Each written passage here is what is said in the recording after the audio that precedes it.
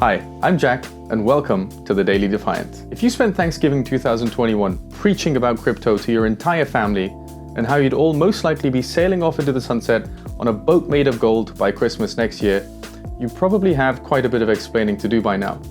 2022 was undoubtedly a clusterfuck of a year for many of us for many reasons. So without further ado, let's figure out how the FTX we ended up here. Thanks to Radix for sponsoring today's video, more on them later. Picture this, it's a cold, windy day in November 2021. You're out doing some shopping for your friends and family in preparation for the festive season. You're not fazed by the temperature or the doom and gloom of a pandemic, no.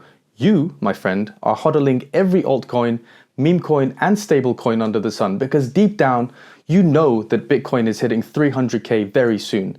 And how do you know that? Because some guy with a fancy job working for a weirdly named company said so in an interview where he also showed you a price chart with a rainbow on it. Your buddy Chad just sent you the meme of the most expensive tungsten cube ever sold for a whopping $250,000. It reminds you of the affordable lunch you and the bros had at Chipotle's a few hours earlier, to which Bradley arrived screaming, "When Lambo?" Nothing, it seems. Not even the Omicron variant could prepare you for J-Pow's statement that we should retire the word transitory when talking about inflation and the subsequent jump in volatility as fear and loathing crept into markets around the world.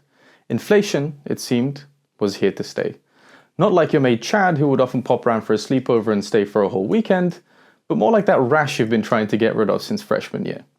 Slowly but surely, all of you, Chad, Bradley, and even the crypto influencers shilling safe moon to your whole squad, are starting to realize that the party you're at, with seemingly infinite amounts of booze, is starting to end. The booze may actually be drying out, and people are sobering up. Before we get on with looking back over the last year, a quick word from our sponsor, Radix. Radix has built the world's first full stack for Web3 that's designed to radically change DeFi for the better.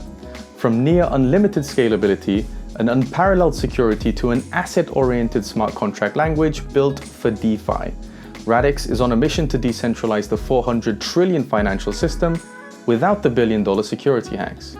Interested? Join RadFi 2022 on December 8th to learn more.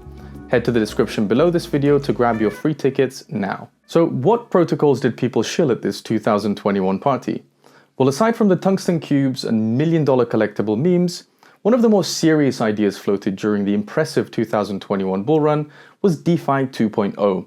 The second iteration of DeFi gave a much-needed boost to all the final stages of the bull run, and it was supposed to solve DeFi's problems, from scalability to governance issues, by fostering stronger connections between users and helping DAOs with better liquidity incentives, so users could be rewarded with more attractive incented schematics. Olympus DAO spawned so many forks that Degens actually created a website called FOMO.io to track them. Then we had the play-to-earn model. Popularized by the likes of Axie Infinity, the pipe dream that gamers could earn a living from playing video games quickly gained popularity. So they were meant to revive DeFi by engaging in incentivizing communities in a way to provide users with even more earnings. But of course, not every DeFi initiative had such noble intentions, and there were more hype-based projects like Loot. And you can say whatever you want about the Lootverse, and as much as the hype suffered from a classic boom and bust cycle, the fact that these NFTs sold for upwards of 950k a pop was the perfect representation of the level of speculation gripping the Web3 space. So who were the ringleaders, the wishful thinkers, the Wild West speculators, and the effective altruists of last year? Well, let's start with 3AC's Zhu Su, who gallantly shilled AVAX at its peak after abandoning Ethereum on the grounds that sitting around jerking off, watching the burn, and concocting purity tests while zero newcomers can afford the chain is gross. Subsequently, 3AC took a nosedive into bankruptcy and sadly took many investors down with it. But the loss of user funds wouldn't end there. Then came the revelation that OXCFU was a scammer. Now, OXCFU, Wonderland's treasury manager, was doxxed as the co-founder of a Canadian exchange that eventually went bust after the CEO mysteriously died on holiday. That's probably when the tides of DeFi started to turn. The life of the party, the godfather of DeFi, and the captain of the ship, none other than Andre Cronje himself, decided that the shilling and speculating had reached such a level that he felt obliged to declare, "I don't build for speculators," and he left the chat. Phantom, the ecosystem closest to Andre's heart, lost 95% of its TVL after that departure. Little did we know at the time, but the vacuum left in his absence was about to become even more problematic. Now, all these names made headlines and they deserve their own special mentions, so please let us know who your favorite DeFi villain is down in the comments below. But sadly, there can only be one winner in the Pied Piper 2022 awards. And this year's winner is a particularly interesting one, because despite the slew of incriminating evidence coming to light in recent weeks, the man, the myth, the legend is still set to make high-profile public appearances.